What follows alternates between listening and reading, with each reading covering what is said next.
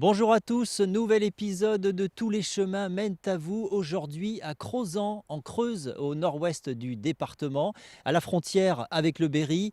Alors vous le voyez, le temps est bien couvert, mais nous allons vous faire découvrir aujourd'hui avec Marion Arranger l'un des plus beaux villages de la Creuse.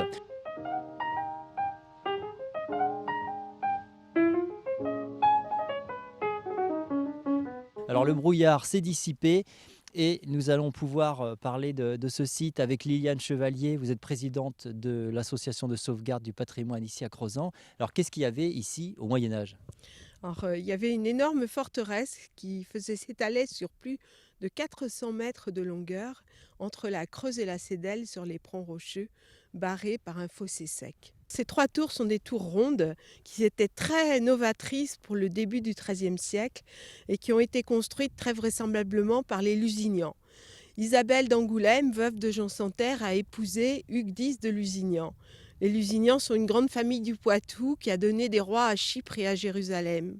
Et ils ont réussi à monnayer pendant plus de 20 ans leur alliance entre les Capétiens et les Plantagenets, ce qui leur a permis d'obtenir d'énormes subsides et de construire beaucoup de forteresses.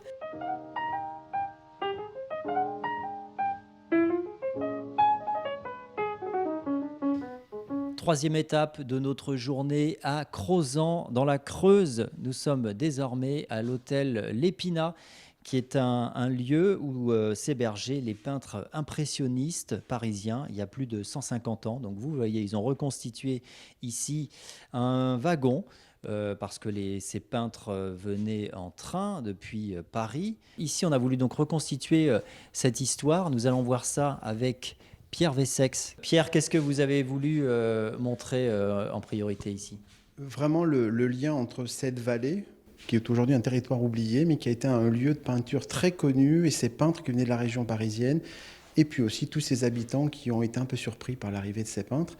Et en réalité, une vallée qui a été couverte pendant 100 ans par à peu près 500 peintres, dont les plus célèbres sont certainement Claude Monet, Armand Guillaumin, Francis Picabia, et qui aujourd'hui rayonnent à travers la planète entière, puisqu'on a des tableaux de la Creuse dans tous les grands musées mondiaux.